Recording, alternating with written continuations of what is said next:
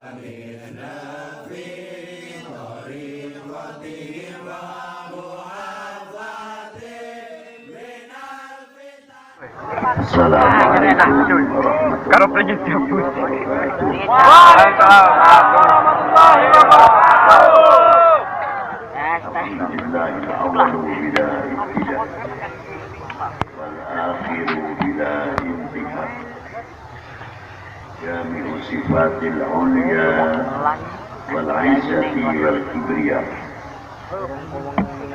wassalatu wassalamu ala imami ahli sofahi wal wafah kutbil anbiya wal awliya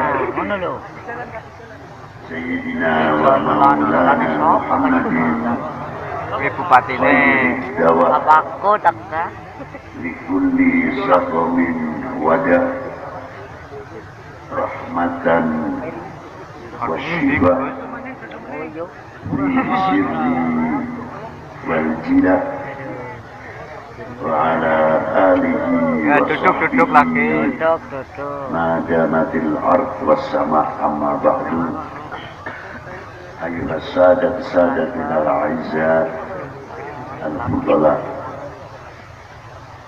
yang saya hormati para sesepuh, sepuh, para alim ulama,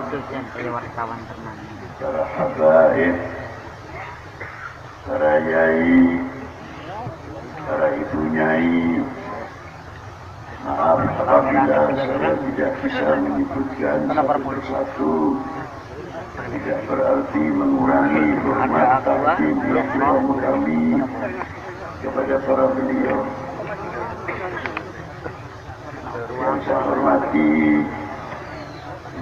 Bapak Bupati Kebumen, Bapak Wakil Bupati, Bapak Dandim, Bapak Kapolres, Bapak-bapak dari pimpinan instansi pemerintahan sipil TNI Polri yang selalu kami banggakan. Yang saya hormati bapak-bapak dari Forkompinda, MKUP, Suriah Nahdlatul Ulama, dan yang saya hormati Camat Pak Danramil, Pak Kapolsek serta jajarannya. Dan saya hormati panitia penyelenggara dalam rangka peringatan atau dalam rangka hari ulang tahun TNI ke-74 serta Kebumen bersolawat. Hadirin wal hadirat rahimakumullah.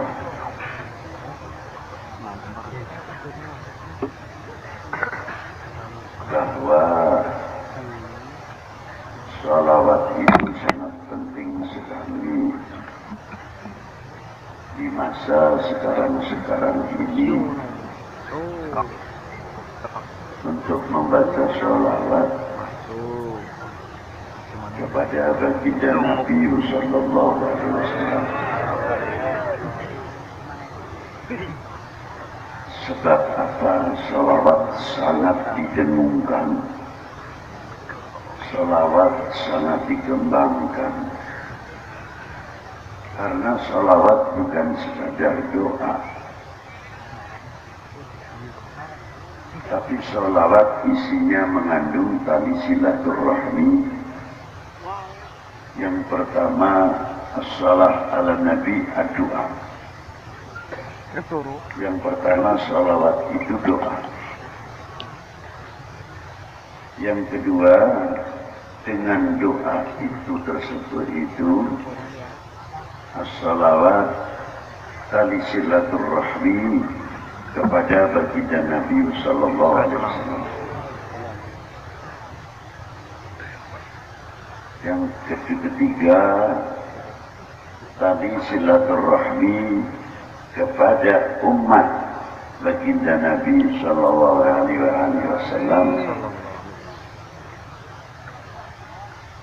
Salawatnya Allah Subhanahu Wa Taala kepada baginda Nabi di dalam beberapa kitab seperti kitabnya Asy-Syifa Wabilayat, Duril Mandud, dan beberapa kitab-kitab punya ulama-ulama yang tidak kandung ilmunya. Diterangkan salawatnya Allah Ta'ala kepada baginda Nabi, salatan rahmatan masrunatan bita'adim.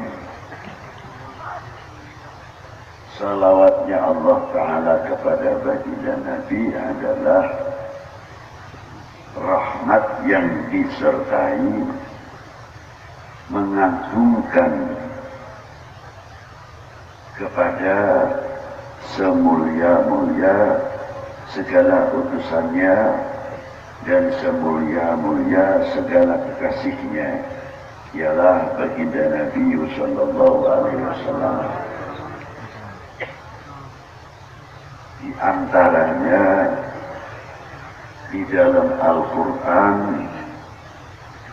tidak satu pun panggilan kepada baginda Nabi dengan asma-nya belaka, seperti ya Muhammad, ya Ahmad. Allah Ta'ala tidak pernah memanggil baginda Nabi dengan namanya, tapi Allah Ta'ala memanggil kepada baginda Nabi dengan segala gelarnya, seperti Yasin, ya ayyuhan Nabi, ya ayyuhar Rasul, ya Mudaththir, ya Muzammil, dan seterusnya dan seterusnya.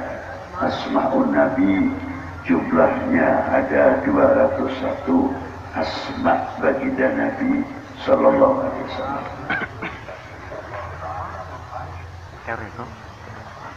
Sehingga Allah Ta'ala berfirman, la taj'al du'a ar-rasul bainakum kadu'a ba'dukum ba'dah. Jangan kalian ini memanggil kekasihku ini sebagaimana engkau memanggil sesamamu. Ternyata panggilan itu adalah mengangkat di samping satu sisi doa, mengangkat al-harakah wal martabat yang memanggilnya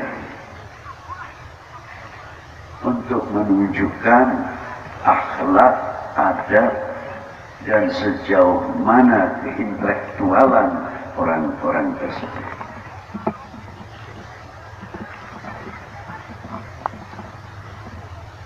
Satu contoh saja, tidak usah jauh-jauh. Ada seorang RT dipilih masih muda, mungkin umurnya jauh dari saya, tapi karena sudah aklamasi dipilih oleh warganya menjadi RT atau RW. Saya yang lebih tua menganggap lebih tua dari RT dan RW-nya, kalau tidak pandai-pandai menempatkan diri karena akuismenya atau ananiyahnya lebih kuat, memandang RT anak kemarin, tahu apa dia, ini penyakit. Oknum manusia yang demikian itu tidak akan memberikan satu keuntungan dalam bidang akhlak dan tidak akan mengangkat lingkupnya kewibawaan terhadap lingkup itu sendiri.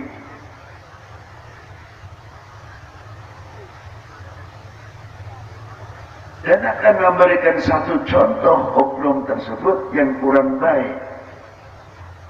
Kebetulan RT-nya lihat, RT mau kemana? Apa beratnya sih memanggil Mas RT, DRT, kalau sepantasnya anaknya dipanggil Nak RT? Paling tidak akan menumbuhkan satu kebanggaan.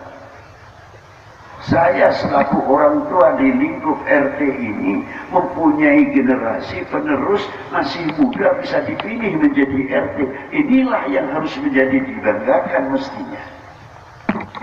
Harusnya begitu.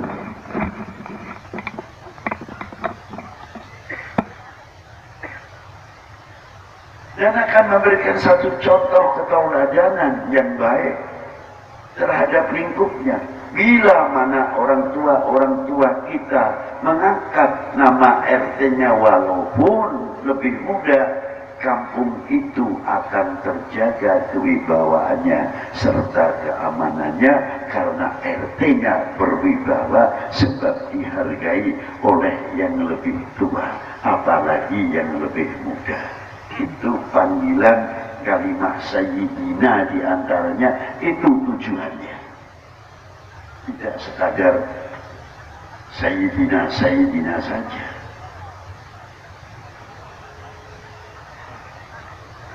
Ma'asyiral muslimin rahimakumullah. Ditarik ke atas sampai Pak Camat, jajaran Pak Camat, Pak Dan Ramil, Pak Kapolsek walaupun umurnya masih muda. Sampai ke Pak Bupati, Pak Dandim, Pak Kapolres.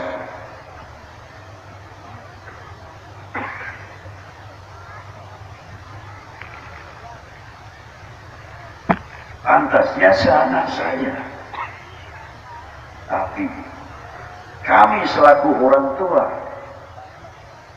melihat kondisi, melihat situasi dalam kampungnya atau dalam kotanya sendiri, tidak rela, tidak ridha bila terjadi akhlak itu merosot. Maka selalu memberikan tauladan, contoh yang baik. Walaupun Yun Sewu, Polresnya lebih muda dari saya dan dimnya maupun bupatinya, tetap saya panggil Pak Bupati, Pak Dandim, Pak Kapolres, walaupun masih muda, sudah diangkat menjadi bapak masyarakat sesuai daerahnya masing-masing. Ini daripada panggilan la taj'alid du'a ar-rasul bainakum ka du'a ba'dukum ba'd. Sepele kelihatannya.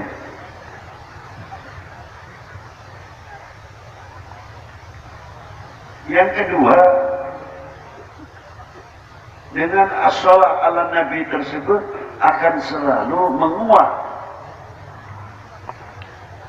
siapa sebenarnya baginda Nabi sallallahu alaihi wasallam selain Rasul dan Nabinya. Akan menguak mutiara-mutiara yang tiada ternilai harganya, yang menjadi ketauladanan untuk kita semuanya. Bagaimana perjuangan baginda Nabi, bagaimana akhlaknya baginda Nabi, bagaimana adabnya Rasulullah Sallallahu Alaihi Wasallam. Itu dia. Itu hebatnya Rasulullah Sallallahu Alaihi Wasallam. Kalau kita sering menguak sejarah Nabi dan kita mau mengamalkan, itu bagian termasuk rasa terima kasih kami, syukur kami kepada Allah, syukur terima kasih kami kepada baginda Nabi Sallallahu Alaihi Wasallam. Contoh sekarang malam hari ini Kebumen bersolawat. Kalau kita balik Kebumen bersyukur kepada baginda Nabi Sallallahu Alaihi Wasallam. Itu sebetulnya. Bagaimana tidak? Khususnya kita umat Islam, kita mengerti al-iman wal Islam, mengerti Al-Quran diturunkan kepada siapa? Untuk mengajak kepada siapa? Sehingga kita menjadi umat mengerti mengucapkan asyhadu an la ilaha illallah wa asyhadu anna Muhammadar Rasulullah. Kita bisa membedakan mana yang hak dan mana yang batil, mana yang halal, mana yang haram, mana yang makruh dan yang mubah, mana akhlak yang terpuji dan akhlak yang tidak terpuji, dan lain sebagainya. Perkara semua kebaikan, laulah seandainya kita tidak beriman kepada baginda Nabi SAW, mengerti dari mana? Apa terima kasih kita kepada baginda Nabi SAW? Apakah kita akan menjadi umat yang selalu menjadi pemikiran baginda Nabi SAW, walau kana fi kuburi? Walaupun Rasulullah di dalam kuburnya, jangan dikira Rasulullah SAW dalam kuburnya tidak melihat kita semuanya. Hayati indallahi khairun lakum wa mamati indallahi khairun lakum.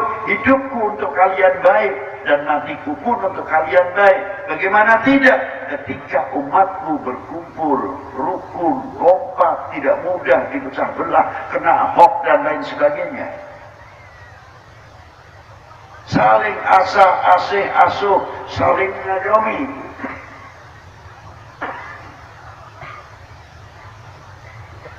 Rasulullah diberitahu oleh Allah Ta'ala, ya Habibi, lihatlah umatmu kompak, rukun, saling asih asuh dan mengayomi. Tapi ketika umat dalam keadaan pecah belah, mudah dibenturkan sesama, cerai-berai, saling gontok-gontokan. Apa dikira Rasulullah tidak mengetahui? Diberitahu oleh Allah Subhanahu wa Ta'ala, ya Muhammad, ya Habibi, lihatlah umatmu. Apakah kami akan menjadi umat yang selalu menyusahkan baginda Nabi Sallallahu Alaihi Wasallam? Apakah itu bagian terima kasih kita kepada Rasulullah Sallallahu Alaihi Wasallam?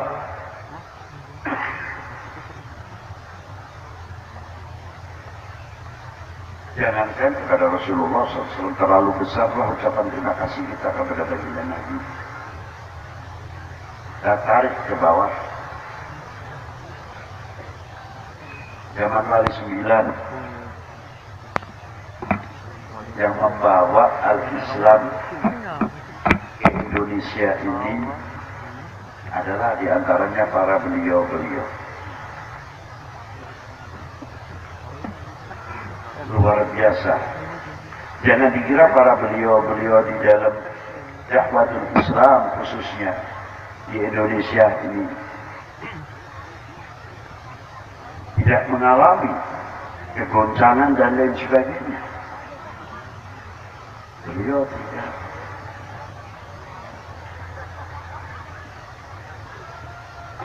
Beliau tidak akan, beliau pasti akan menghadapi. Cuma para beliau-beliau masuk ke Indonesia hebat. Beliau ahli ekonom, beliau ahli pertanian, beliau ahli obat-obatan, beliau ahli lain-lainnya menguasai.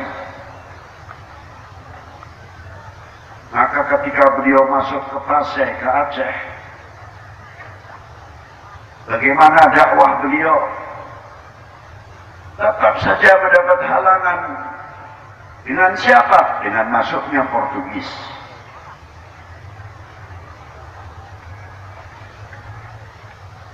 Sedikit demi sedikit mulai terbentuk luar biasa perkembangan dalam dunia Islam. Tapi apa yang terjadi? Tahun 1511 jatuh Malaka ke tangan Portugis. Sebelum itu jauh, zaman kejayaan Bani Umayyah, zaman kejayaan Bani Abbas, kayak apa kekuatannya? Di Spanyol, di Baghdad, hancur. Ada yang berhasil. Sampai pengaruhnya ada 1001 malam di Baghdad, belum pengaruhnya Bani Abbas sampai ke India,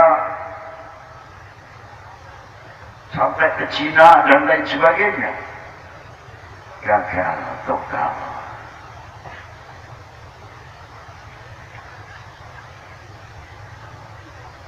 Sampai berdirinya Malaka, saya ulangi, 1511 hancur. Banten hancur. Demak setelah Pangeran Trenggono meninggal hancur, keturunannya sebagian berebut waris, berebut kursi. Saya bertanya,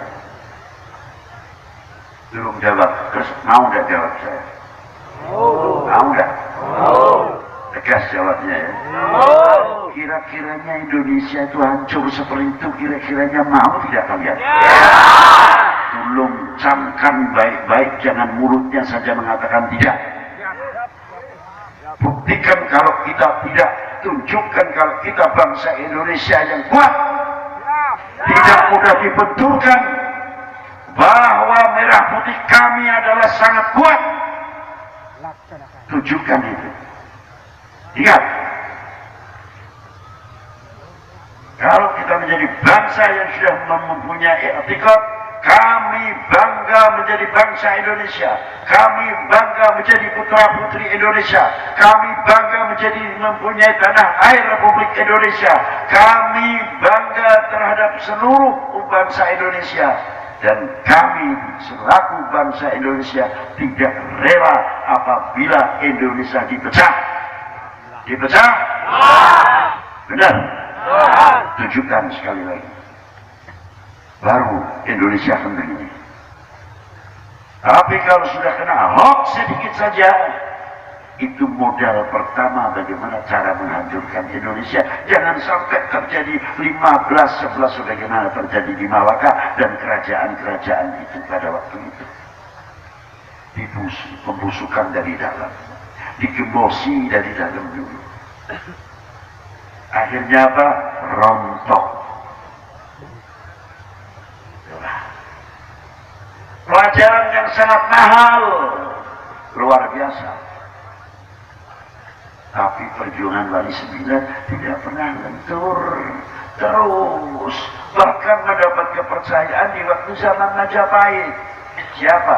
Syekh Ibrahim Asmarokondi, anak bapaknya Kanjeng Sunan Ampel, diangkat menjadi Menteri Keuangan. Yang ngangkat agamanya beda, yang diangkat agamanya beda. Kok bisa hebatnya?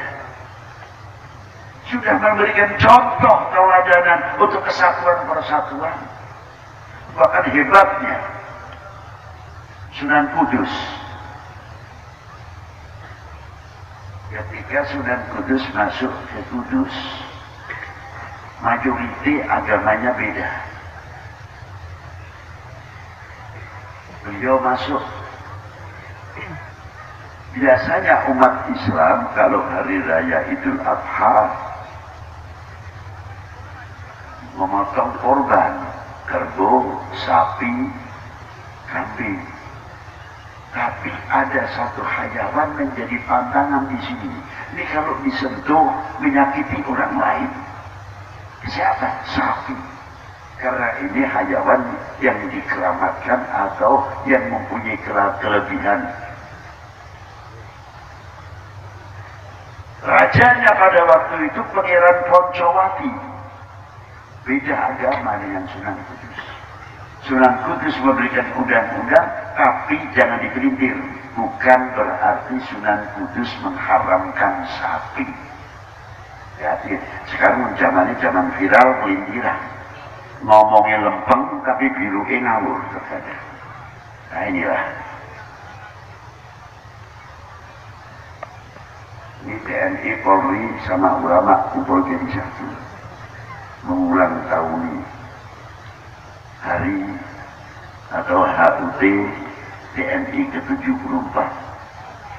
Bagi orang yang tidak suka akan bertanya lagi, Joko mengenai TNI karo Kiai. Nanti pada waktu hari ulang tahun Bayangkara, Joko mengenai polisi karo ulama dan lainnya. Terus dihembuskan bagaimana cara ngebosi oknum-oknum manusia itu tadi. Proses penghancuran Indonesia. Bagaimana polisi tidak mempunyai berwibawa, bagaimana TNI tidak mempunyai wibawa. Begitu pula juga ulamanya. Bagaimana ulama ini tidak mempunyai wibawa. Paling bahaya. Ma'asyiral muslimin rahimakumullah. Kembalikan tadi.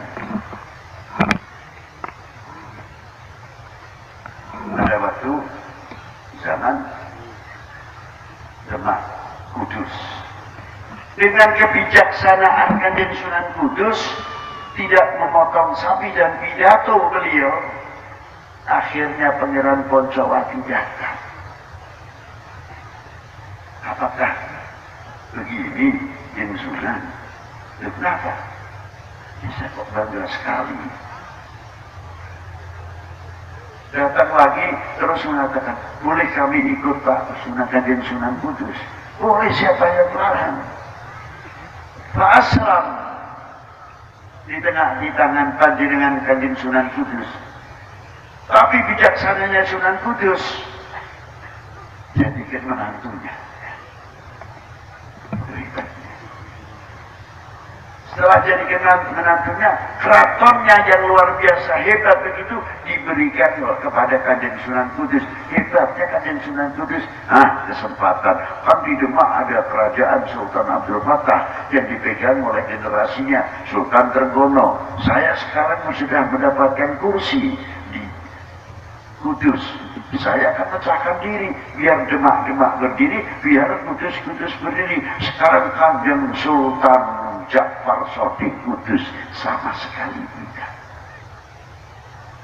Justru masjidnya, juga bekas kerajaannya dijadikan masjid oleh Kanjeng Sunan Kudus.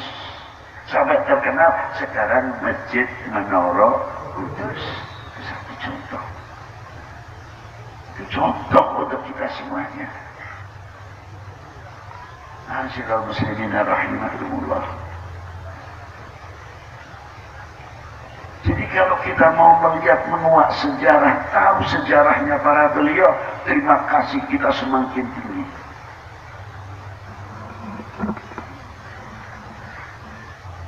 Ditarik ke bawah, diteruskan perjuangan itu yang melahirkan Kanjeng Sultan Agung. Beberapa tokoh-tokoh 390 tahun yang lalu di Kebumen ini sudah berdiri tokoh-tokoh ulama-ulama yang luar biasa. Di antaranya Syekh Abdul Kafi dan Syekh Abdul Awal dan lain sebagainya. Tidak bisa saya sebutkan satu persatu. Cikal bakal pendiri Kebumen di antaranya. Dan bupati pertama di Kebumen ini. Saya mengkhawatirkan ketakutan apabila sejarah-sejarah cikal bakal ulama-ulama ini semakin hilang. Lalu bangsa ini dan rakyat ini akan bercermin kepada siapa? Sedangkan kita mempunyai budaya bangsa Indonesia yang luar biasa dan sangat tinggi. Alhamdulillah, kumpul malam hari ini di antara terima kasih kita kepada baginda Nabi, kepada para sesepuh pendahulu dan para pendiri-pendiri khususnya di Kebumen. Diteruskan lagi, muncullah Kanjeng Sultan Agung, muncullah sampai Pangeran Diponegoro, Semtot Prawiro Dirjo, Kiai Mojo, dan beberapa lagi ulama-ulama, Ki Ageng Samparwadi, Syed Hasan Ba'bud di Bulus di Purworejo, dan banyak lagi kalau saya sebutkan dari tokoh-tokoh ulama pada waktu itu yang mendirikan beberapa laskar untuk menghalau penjajah. Satu contoh. Apa terima kasih kita kepada para beliau? Kalau kita mengerti menjadi bangsa yang terima kasih kepada para beliau, ya Allah, tidak akan menjadi umat yang mengecewakan para beliau. Intinya di situ. Sholawat inilah yang menghubungkan, membuka tali silaturahim. Rahasianya tali silaturahmi di sini. Wa ala ali Sayyidina Muhammad. Semoga salawat salam sampai kepada keluarga baginda Nabi. Dalam keluarga Nabi disebut dalam Imam Syafi'i mengatakan alun Nabi yang dimaksud adalah umat Sayyidina Muhammad SAW. Jadi umat ini dengan salawat sebetulnya berhubungan saban hari. Allahumma sholli ala Sayyidina Muhammad wa ala ali Sayyidina Muhammad. Tapi di sini dalam maqamati doa. Dalam kedudukan doa artinya. Jadi toleransi uluhuwah sudah disambung dengan tali sholawat kepada baginda Nabi Sallallahu Alaihi Wasallam. Nah, apa sekarang untuk bagian daripada ucapan terima kasih kita kepada para beliau? Apakah nyun sewu kita ziarah kepada para pahlawan kita yang ada di Kebumen ini? Sewaktu-waktu kita berziarah 1 bulan sekali atau 40 hari sekali, kita buka dari SD ini, SR ini, atau lainnya bergiliran setiap bulan. Supaya apa? Anak-anak kita tidak melupakan sejarah. Biar anak-anak kita ketika ziarah ke Taman Pahlawan, biar tanya, Pak, ini Sersan siapa? Ini Kopral siapa? Ini Aibtu siapa? Ini Aida siapa? Biar dikenalkan. Loh, ini dulu meninggalnya ketika melempar granatnya demi menyelamatkan satu kampung atau satu RT. Maka beliau berjuang di sini melemparkan granatnya sehingga Belanda mundur karena jasa beliau, walaupun beliau itu tertembak oleh Belanda. Anak kita kan. Lalu tanya lagi kepada yang satu lagi, loh ini matinya ini akan tumbuh walaupun pertama kali ziarah tidak bertanya, tapi membangun anak-anak kita cinta kepada siapa beliau-beliau itu. Akhirnya akan bertanya, kita sudah mempunyai kontribusi belum untuk mengisi kemerdekaan ini? Itu yang pertanyaan kita. 1945 kita ada di mana? Tapi jawabnya sama, belum lahir kan?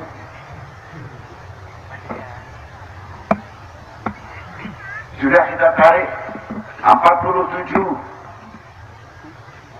Belanda masuk lagi, dimasukkan oleh siapa? Sekutu. Sudah jarang yang tahu sejarah ini. Tanggung jawab siapa ini? 48 kita sedang berjuang berhadapan dengan Belanda. Luar biasa. Kita didikam dari belakang peristiwa Madiun 48. Apakah anak-anak kita juga mengerti? Dan pahlawan-pahlawan ketika pulang dari Madiun, berjalan kaki pada waktu itu, dihabisi di Purworejo oleh pihak penjajah. Berapa pahlawan-pahlawan tak dikenal pada waktu itu? Mana anak-anak kita tahu atau tidak? Belum 65 dan lain sebagainya. Makanya saya mau tanya, sudah andil apa untuk mengisi kemerdekaan ini? Itu belum sadar di sini. Sadarilah. Kita sudah pernah mengisi apa, mempunyai kontribusi apa. Tinggal mengisi kemerdekaan, meneruskan. Indonesia ini subur, Indonesia ini makmur. Bukan makmur karena subur pohonannya saja, tidak. Tapi di Indonesia juga subur.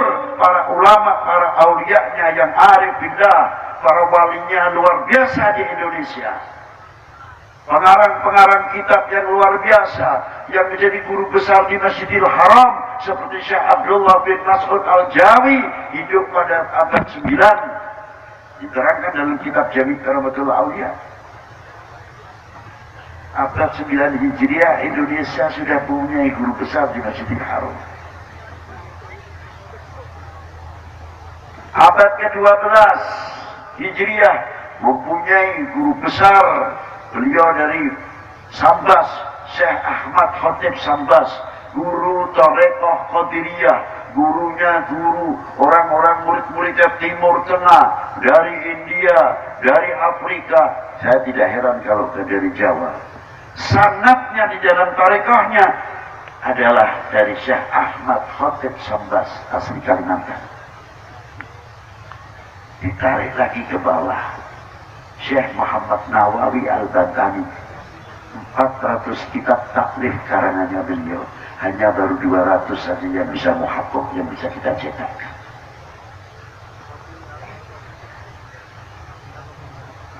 Kalau kita melihat yang demikian, mestinya kita bangga menjadi bangsa Indonesia. Bisa begitu. Loh, boleh kok.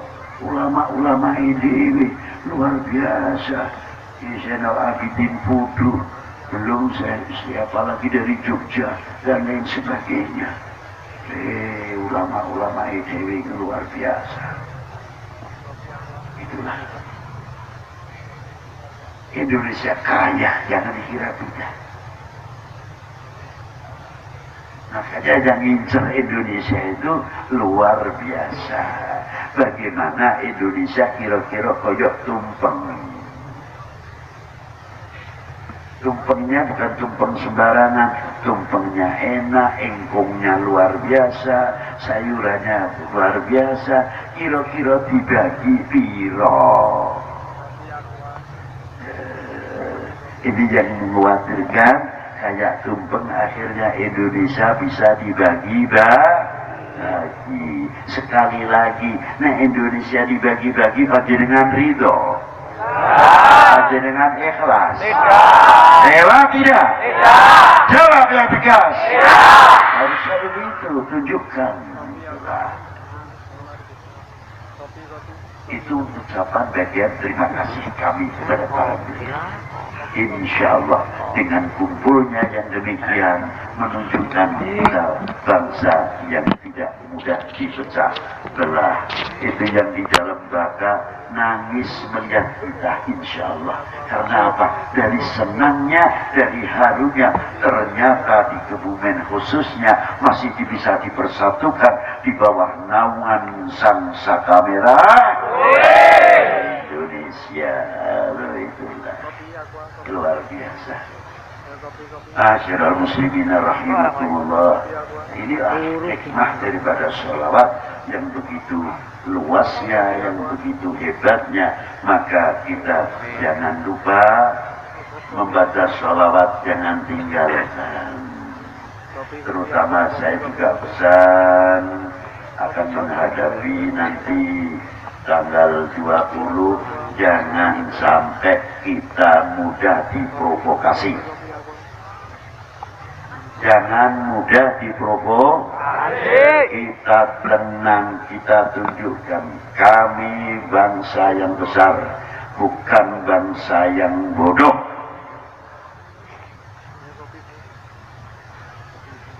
Maka dari itu, tunjukkan keukhuwahan kita, persatuan kita, kesatuan kita, demi cinta kita kepada tanah air Indonesia.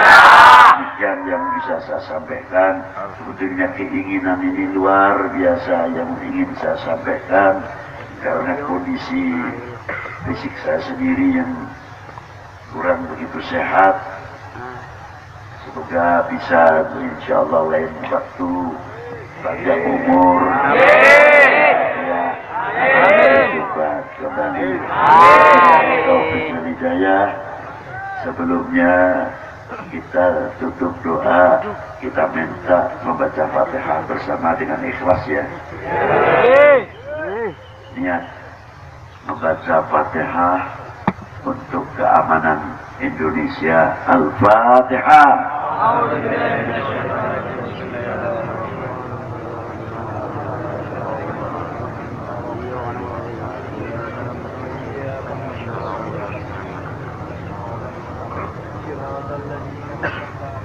Yang kedua, Al-Fatihah kita tujukan kepada anggota TNI Polri yang sudah mendahului kita.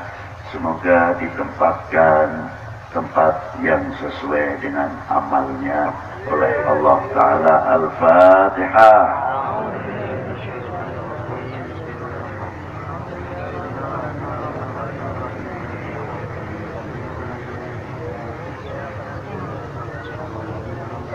Al-Fatihah yang ketiga, semoga para ulama, TNI, Polri, tokoh-tokoh kita diberi kekuatan zahir batin dalam mengayomi umat, membimbing umat, melindungi umat. Al-Fatihah.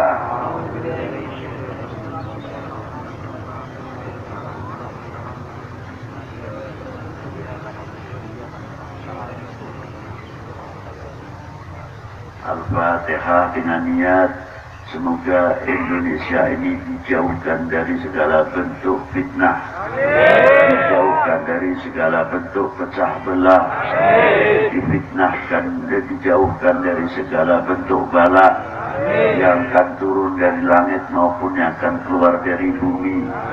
Al-Fatihah.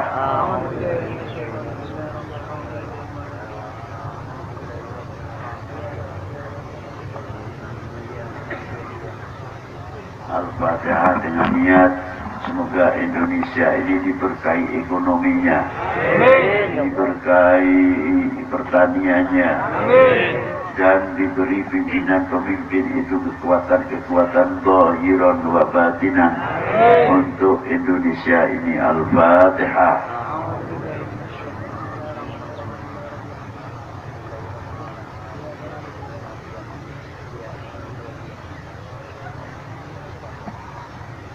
Al-Fatihah yang terakhir, semoga yang hadir pada malam hari ini dan yang tidak hadir, hajatnya juga diterima oleh Allah Ta'ala, segala dikabulkan oleh Allah Subhanahu wa Ta'ala. Al-Fatihah.